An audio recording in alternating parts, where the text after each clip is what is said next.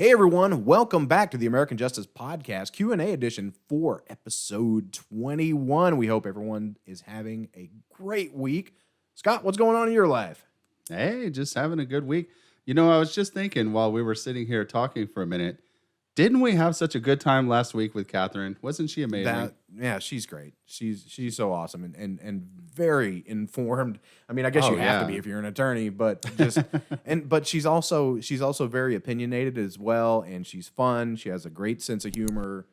Like as far as attorneys go, I mean, I put her up here. She's like an 11 out of 10. She is an 11. She goes up to 11. She's the 10-point scale can just not hold her. She is a great attorney. Seriously, I've had quite a few attorneys in my day, and she is at the top of my list. So and when I say had, I mean in court, not I've had myself my share of attorneys. No, I don't mean that. No. I do mean I have hired many attorneys for many things, and she is at the top of my list as far as her skill set. And I mean, Okay. if you happen to be in the Greenville area and you just want to have a day full of free entertainment, go to the courthouse and just sit and watch her work. Yeah, absolutely. She's great. She's great, especially on a high profile case. She's really great. Well, I haven't had that many attorneys, but I've known a lot of attorneys, and I agree with you. She's amazing. She's really believes in Brandon, and she's always willing to help. Anytime I've asked her to do anything, she's been right there. So thanks again, Catherine Ferguson. We appreciate you. And like I said, at the end of the season, we may rely on her again. Yeah, I mean, I hope she's proud of what we're doing. I know she is. I know she's proud of what we're doing. We are doing the best that we can do with the tools provided, and we're trying our best to make it happen. So, absolutely. But anyways, other than that, yes, I'm having a good week. Very good week. Lots of good things happening here at the American Justice Podcast, which we'll talk about at the end of the questions. End of the episode. Just a little teaser there, and stick around for the last question. Past the last question. You know, it's been a great week to be an '80s kid, man. I rushed home as quickly as I could this past Friday because Bill and Ted Face the Music came out. Bill and Ted. And I wasn't brave enough to go to a theater because I know they were playing it at Alamo Drafthouse and they were playing it at the Texas Theater. They've created a drive-in movie theater in the back. Oh, nice. So they're playing some films there, okay. and I wasn't quite brave enough to see it, but I purchased a copy of it on demand to where I own it, and Nice. Since Friday I've watched it 3 times. Isn't Keanu Reeves like 183 years old now? Or Keanu something? Reeves is getting on up there. But he still looks pretty good. Yeah, and so does Alex Winter. Alex Winter still looks really good. A lot of people don't know that Alex Winter has still been in the film industry all these years. He's just been behind the camera. Oh, okay, He's, like a director. Or yeah, whatever? he's done a lot of documentaries, but it's almost like those two characters had been playing Bill and Ted, or those two actors had been playing those characters for 30 years without stopping because they jumped right back into those roles perfectly.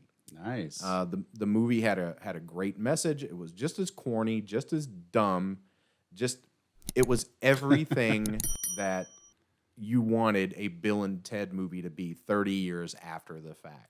Right. So it was just fun. And with the exception of a little bit of language, a family film. So I just think it was something that we needed in the times that we're going through right now. So yeah, anyway, it's a really good movie. I had a lot of fun with it. First new movie that I've seen since the pandemic began. The pandemic.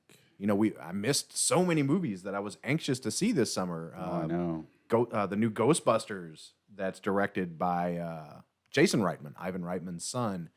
There was a couple of more too that I was really excited to see, and they just didn't come out. They pushed them for like a year. Oh wow! So So they didn't. I noticed some of them they're releasing on video. Yeah, which some is of them. This one, But I guess it's movies that would, like summer movies especially, that would normally carry a major studio. they decided to push those until 2021. So they went ahead and they released Bill and Ted 3. They released it early, about a week early. So and it was on simultaneously in theaters and video on demand if you didn't want to go out there and possibly catch a case of the Rona. So yeah, I noticed that you were putting on Facebook that you were like getting mad at people for like trying to do spoilers and stuff, and I was just I mean, okay, there's no way he's gonna be able to. I have a day job, and I couldn't have stayed up until midnight. I mean, I could have. I would have hated my life for doing it. Stayed up till midnight Thursday and watched it when it was first released.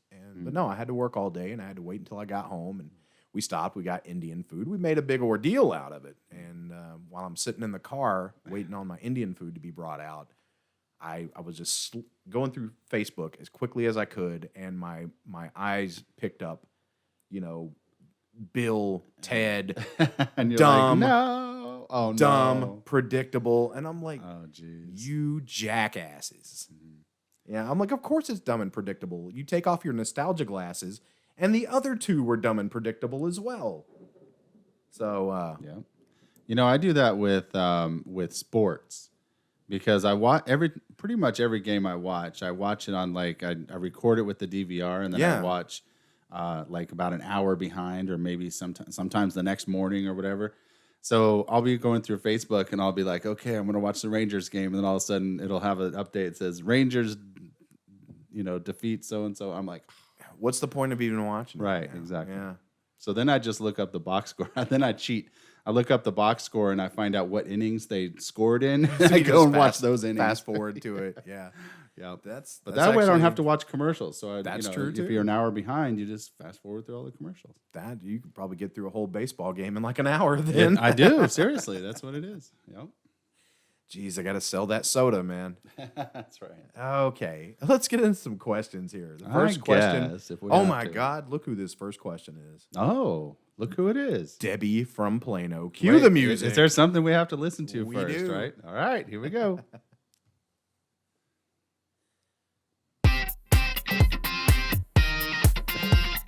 Debbie from Plano, she writes in every week.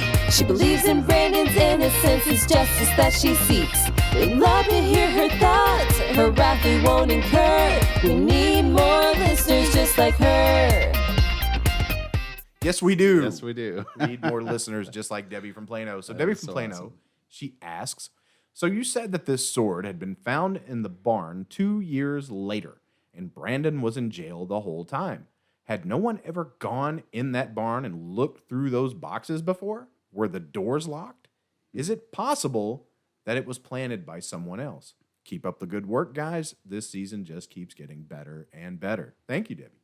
Yes, thank you, Debbie. I'm really happy that Debbie asked this question because, the episode was already, over an hour long? Yes. And there's just so much. I mean, honestly, we could have, if we wanted to, we could have made this a 2-part episode, but I just, there's so much about this sword / knife / dagger that it just doesn't make sense. And the fact that the prosecution ever made this out to be the murder weapon is just, I want to say it insults the intelligence of how intelligent they felt like the jury pool would be, but obviously it ended up working. So, maybe they didn't insult their intelligence. But yes, that's part of something that also goes to the fact that this was not belonged to Brandon. In the episode, we tried to gear more towards that this was not the murder weapon. There's so much forensically and stuff. So we tried to kind of gear the episode towards that. When we start talking about the alternative narrative, which is that it wasn't Brandon's sword at all, there's so much more to talk about when that comes up. And this is exactly one of the things that is part of that is these boxes, all the boxes, everything in the house, like very soon after this happened, like a couple months after this happened, there was a water leak in the Heath house. And literally everything in the house had to go to the barn. Then when they fixed the water leak, they brought everything back in the house. Then there was a point where they had to move, when they were cleaning out the barn, they were moving everything into the house. So I mean, it was just like the contents of this barn had been moved around so many times. But then there was also several times where, as Brandon Bobbitt said, there was so much stuff in there that there were several times where they had volunteers. Norma was big into eQuest, which is like a equine organization. They help, I think, kids that are like autistic and wheelchair bound and stuff like that, and they help them.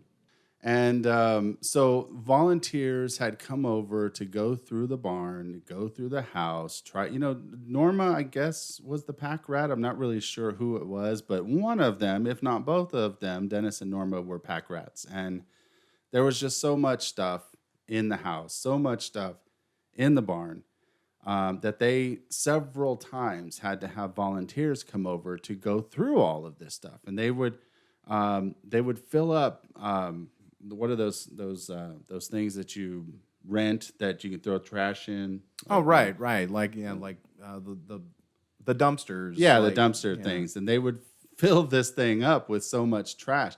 So they had gone through the contents of this barn several times. They'd moved the contents of the barn several times. Like this, if there would have been a sword like this in the barn the night that Dennis and Norma died, it would have been found several times over. So the fact that, and that's another thing about the barn, there was no lock on it. The door was completely open. Anybody could come over any day, any night, put something in there, take something out. Obviously there wasn't anybody living there at the time, so there was nobody watching it. The opportunity for someone to come over and plant something in that barn was just so great that I couldn't, that was one of the things that just made me shake my head when I realized that the prosecution was trying to allege that this was the murder weapon. Not that it was possibly the murder weapon. This was the murder weapon. And there was just so much information that just showed the fact that, this was not Brandon's sword. It was not the murder weapon. It was not, there's just so much to not tie Brandon to it. It's crazy. Now you would have to be one hell of a ninja to be able to sneak past that security guard of all security guards, Randall Luntz. I was just thinking that while I was talking. I was like, oh yeah, don't forget, you got to bring your all black and, sneak under the leaves or something to get past Randall Luntz. Yeah, because whatever you don't do is you don't do this at 10 p.m. because that's when he's taking his dogs out to go to the bathroom. That's right. That's when he's watching the nightly news. But I know for a fact that the doors, and some of the stuff I've read, it said they were periodically locked. It's almost like a game they played. Do we lock it this week or do we not? So it was unlocked. I'd say probably 50% of the time. But I mean, even if if you start looking at the actual theories of what actually happened and who was actually involved, some of the people that are theorized to have been involved would have a key to that lock, That's even true. if it was locked. So That's true. But yeah, if at least 50%. I mean, I think I think Kathy, maybe in her statement, said it wasn't locked. I don't know. So it definitely wasn't locked at the time. But yeah, at least 50% of the time there was no lock whatsoever. Anybody could come over at any time. Very, very much a possibility. Yes. Okay. Very much a probability, if you ask me. Debbie from Plano, once again, thank you for your question. Okay. I mean, all we know is it wasn't there. No. When, and that's another thing that I don't know if we'll get into this, but, there's a really good possibility that the police did search this barn completely like I said in the episode, it doesn't make any sense that Randall Luntz is saying that your number one suspect was there 100%. I saw him. I know exactly what time. It was between 10 and 11 p.m. It was after the murder window, if you want to call it that.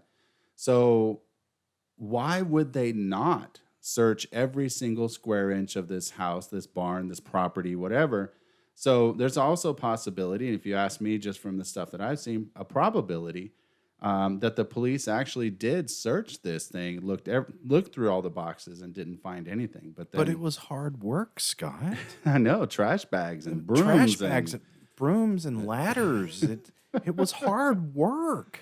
And that just goes back to, the fact you've got all these boxes piled high. Like, how long do they really think that it would take Brandon to move all of these boxes, put the knife in the bottom box, and then move all the boxes back on top? On top of that, he had to swap the trailer to his Dodge truck from his mother's pickup before he drove off in that thing. So you're just running out of time, less and less time in that timeline that he could have pulled this off. It just the more you hear, the less time he has. That's right. So, Debbie from Plano, thank you again. Thank you. Good question. Debbie. We look forward to more questions in the future. Yes. Question number 2.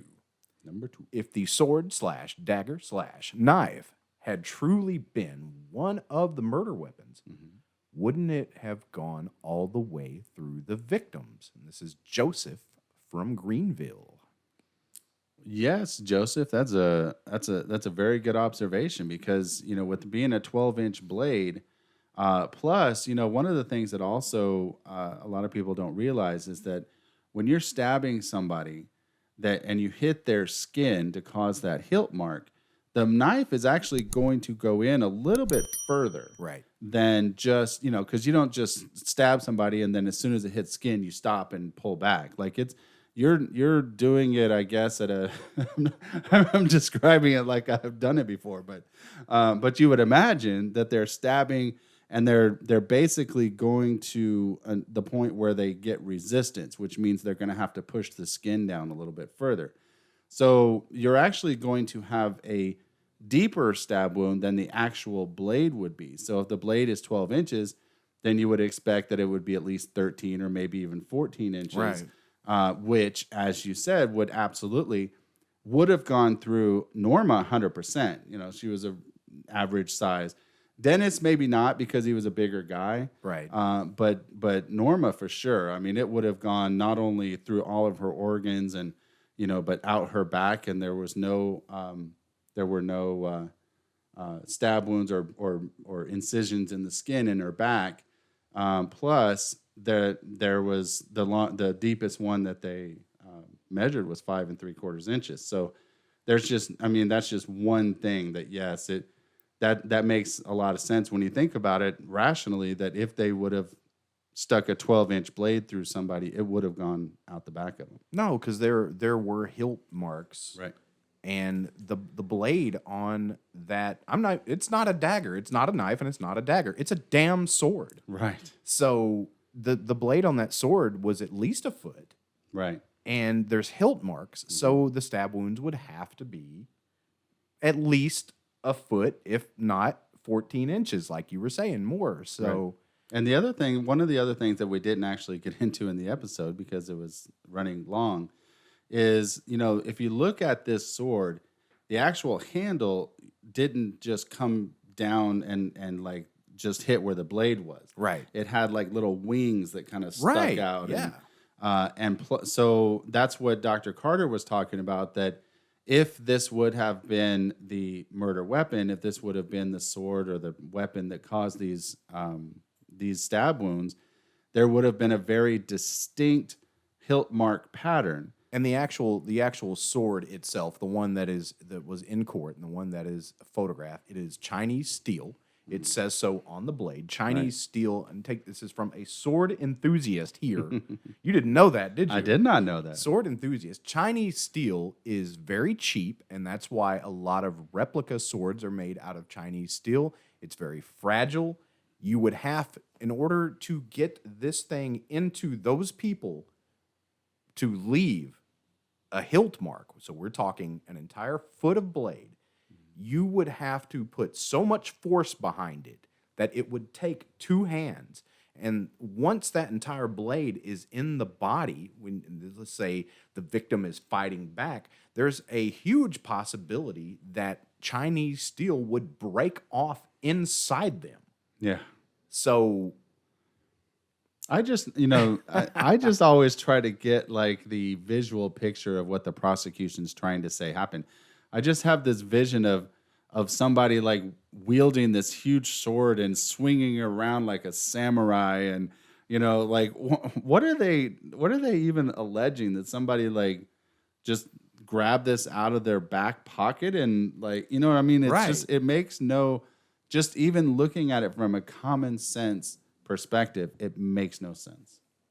Does not at all. And I'd never thought about that until I was actually rewatching the episode, and I saw that the blade was stamped Chinese steel or made in China. So it was Chinese steel, and Chinese steel is very fragile, is very easy to break. Yeah. And just the length of that blade, and you're talking skin, fat, internal organs, ribs, everything, bone. It's to get it that far into the human body with that long of a blade, to leave the hilt marks, you were going to have to use both hands. Yeah. And Marcial Contreras said that that medieval times did not sell any swords that were made in China. They were all made in Spain.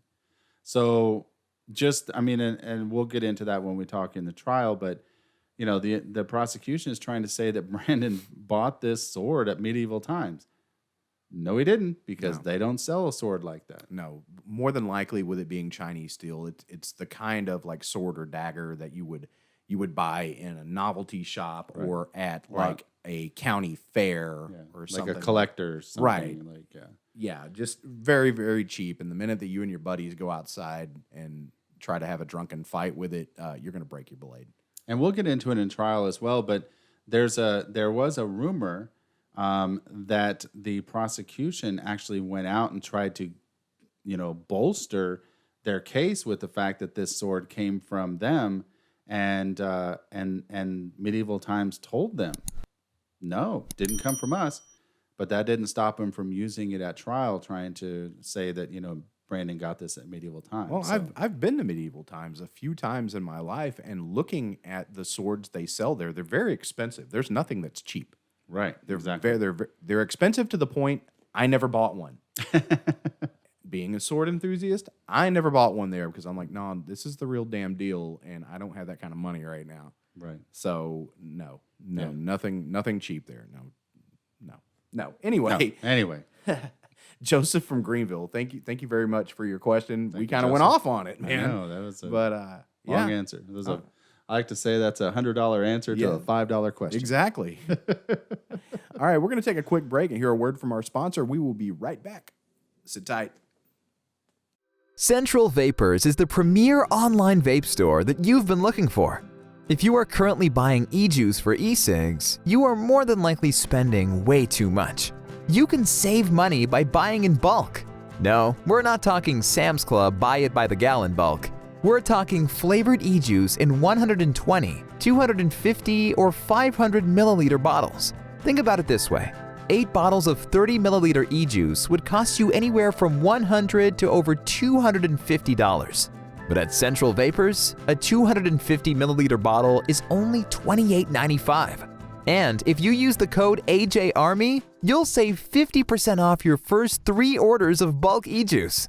Central Vapors is one of the largest independent retailers of e-cig supplies in the country. They provide all your vaping needs, from e-juice to DIY supplies to pens and custom e-cigs. They even have CBD oil as well. With $2.99 shipping on all orders under $50 and free shipping over $50, you will not be disappointed. Customer satisfaction is always guaranteed. Head on over to centralvapors.com/AJARMY to claim your 50% discount on your first 3 orders of bulk e-juice today. You won't find a deal like that anywhere. Again, that's centralvapors.com/AJARMY. Hey everyone, welcome back to the American Justice Podcast Q&A edition for episode 21. Once again, we hope everyone is having a great week. 21, we are almost to the end. We are, and our podcast is officially legal to drink. Legal. Drink them if you got them. We're taking you out when this is all over, baby. So a guy walks into a bar with a laptop, and says, my laptop would like a gin and juice. We're gonna take you out. Don't you worry about it. Okay, let's see. Anyway, We have 2 more questions left. Yes, we let's do. get to 'em. Okay. Question number 3. Is there any way possible the blood that was found on the sword could have been Dennis's dad's blood? Would they have possibly had similar blood types and blood DNA? This is from Cindy in Mesquite, Texas. oh, well, luckily, this is a quick answer. The answer is no. There you go, Cindy. We hope you. No, we're gonna elaborate. Don't worry. We're going to elaborate a little bit. The DNA, because it was blood, they were able to get an actual DNA profile. It wasn't like it was like when they have to do hairs and they don't have the root. Right. They have to do mitochondrial DNA. This wasn't like that. They actually had the DNA profile, so they were able to match it up against Dennis to say that out of 18 quintillion chances that it's not Dennis. So, but yeah, no, this was Dennis. It's a good question because it makes a lot of sense. If it was his dad's sword, then that it would have his blood. But also, if it's Dennis's sword, if it was passed down to him, it would have his blood. So, but yeah, it's a good question. But no, it was 100% Dennis's. And crazy enough, like this one little drop of blood behind the decorative skull on this sword was so meticulously placed. And this same sword was supposedly used to stab and kill 2 different people. There was no huge amount of blood. There was no mixed blood. There was just one tiny little spot hidden behind the skull. Well, I think the fact that you just hit the nail on the head that it wasn't mixed, and I went into it in the episode pretty thoroughly. The fact that it wasn't mixed, that there was not Dennis and Norma's blood, absolutely. I mean, it shows one of 2 things: either A, it wasn't the murder weapon at all, or that it was only used to kill Dennis, which just makes no sense whatsoever because.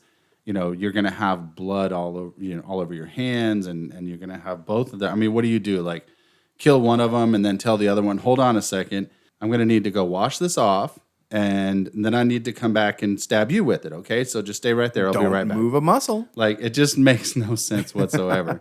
And the other thing about, one of the things we didn't really talk about in the episode, but one of the things that makes it, this is on that side where we talked about what makes it seem like it's not Brandon. That it was in a box of knives, and the knives were all just willy-nilly like piled in there. And this one particular sword was neatly folded in plastic, separated from everything else, laid on top of the knives. Like it made no sense. Like if you're going to kill 2 people with a sword, and then you're going to go over there and put it in a box. You're going to, first of all, look through all these hundreds and hundreds of boxes to find the box that has all the knives in it. And then take such meticulous care to make sure that it's just, these people are, it just, what they allege that Brandon did is just absolutely ridiculous. And whoever did this was, I guess, smart enough to throw away the gun. Why wouldn't they have thrown the knife too? Right, exactly. But then the prosecution, I can answer that. The prosecution tried to allege that it was just so sentimental to Brandon because he bought it at medieval times and blah, blah, blah, blah, blah. But we have proven, beyond any doubt, 100% that it was not bought at medieval times. So, that just blows that theory out of the water. But unfortunately, there was just so much at trial. The defense, I think, was just so overwhelmed, which we'll talk about at the trial, why it's, bad that sometimes when you have a court-appointed attorney that they're literally their hands are handcuffed and trying to defend you. So, right. Well, you know how the trial system works in this country. You don't have to tell the truth. You just have to make the jury believe that you're telling the truth. That's right. Cindy from Mesquite, thank you very much for your question. Very good question. Thank you, Cindy. Yes. Okay. Our last question of this episode. This episode. I don't understand everything you said about the shape of the sword and the shape of the stab wounds. Could you elaborate on that just a little more? Thanks. That's Gloria from Austin. Thank you, Gloria. You know, as I said in the episode, it is a little difficult to kind of talk about the different, like trying to paint a picture in someone's head. It's very difficult, especially when you're talking about something that's so visual. I think, if I'm not mistaken, this may be one more time that we need to go to the board. Do-do-do-do. All right. Well, I feel special. This is like Chad, I think this is the third time we've come to the board. It is the third. This is like something, but although some things are, they're better explained visually. This is definitely one of those things. So we're talking about the shape of the sword, and we're talking about the shape of the stab wounds. So we have a sword that now please forgive me because I am the worst artist ever, but you have a sword that kind of goes like this and has a handle, comes up, has another little thing that sticks down like that, and then the thing comes down to a point like this. All right, so each one of these sides is sharp. So it's basically, that's a cutting edge. So you could use it to cut a piece of paper or whatever. So if something goes in, let's say there's a man here and he has I'm going to draw my stick figures here. And he's got a stomach and a legs. Now, if it goes into his stomach, it's going to create an incision, right there where it breaks the skin. And then as it goes further and further in, it's going to create a very distinct pattern that looks like this. Because basically, if you look at it, pretend you're looking at the sword kind of from the edge, like the blade is looking right at you. You're looking down on it. If you look at it, that's kind of what this looks like. So as it goes into the skin, it's going to create this kind of diamond shape. If you think about that, really is just two triangles, right? You got a diamond shaped here and you have a sharp edge and a sharp edge. What they found on Norma and Dennis was actually stab wounds that looked like this. They were kind of like a D shape. So this is kind of blown up a little bit and exaggerated, but this is the shape of the wounds. So you had a blunt edge and a sharp edge, which is more consistent with something that would be like, a regular kitchen knife that had like a dull edge here and then a sharp edge that came down like this. And this over here was sharp. So that's what they were saying when they were saying that these stab wounds were not found on Dennis and Norma. What they found were these. And so this is more consistent with a kitchen knife. And these, if they would have been there, would have said, okay, this could have been the murder weapon. But since they were not there, it ruled out that this was not the murder weapon. Hope that makes sense. Scott, that made perfect sense to me. Well, I'm glad. I try, I do what I can. I always think of it like leatherworking. Mm-hmm. I have some friends that are leather workers, and they make guitar straps and gun holsters and things like that. And I've seen them work, and leather is basically skin, just of a different animal. Right. And they're sitting there with their hammer and their little chisels and their little shapes and everything. And that's a easier way to look at it, I guess. So, Gloria from Austin, thank you very much for your question. I hope the board helped answer it. Thank you, Gloria. Appreciate you. All right. Well, that's all the questions that we have for this episode of the American Justice Podcast. Yes. Yeah, we have some things to go out on, though. Yeah, we promised kind of an announcement. Yeah, we did. We did. Well, the announcement is that we have been working diligently here at the American Justice Podcast to bring you American Justice Podcast merchandise. Yes. Yes. And we have a couple different shirts. So we have, I think, 2 or 3 shirts. We have some mugs that we're going to put up there. We've got, a limited supply right now. We'll try to expand that as we think of more ideas and stuff. But the website is ajpodcast.com. ajpodcastmerch.com. So T-shirts. go to that website. And we'll have links and all that stuff in the description. But yeah, ajpodcastmerch.com, and you can order T-shirts. You can order the mugs that we have, and we also have one more very special item. I love these so much. I'm gonna put one on my car just as soon as I leave here. This is the official Ranger Collins Does It With the Lights Off bumper sticker. Yes, we got the bumper sticker. I love these. They're so great. But I think the bumper stickers though, we're gonna use the bumper stickers to entice you, Yes. the listener, to interact with this podcast. Yes. I think for every person that calls the American Justice Podcast, 972-942-0444. Is that I correct? told you would have it memorized by the end of the season. 972-942-0444. Call and ask a question on the voicemail for the American Justice Podcast. Yes. And we will send you a free Ranger Collins Does It With the Lights Out bumper sticker. That's right. I know I said it earlier in the season. I was just joking, but damn it, we made it happen. That's right. So just make sure that when you call in and leave your question, make sure you put your name and leave us your address. We're not going to put that on the air, but just leave it for us so we can send you your American Justice Podcast Ranger Collins Does It With the Lights Off bumper sticker. Freaking awesome. All right, guys. We hope the remainder of your week is pleasant.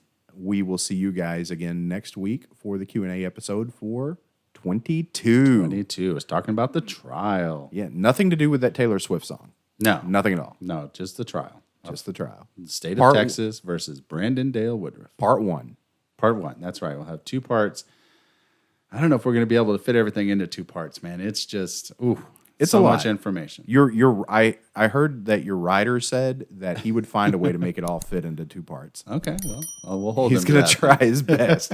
Or so I've heard. He's going to try his best. Okay, we'll definitely hold him to that. All right, guys. In the meantime, stay aware Stay strong. and get involved. See you next week. See you next week.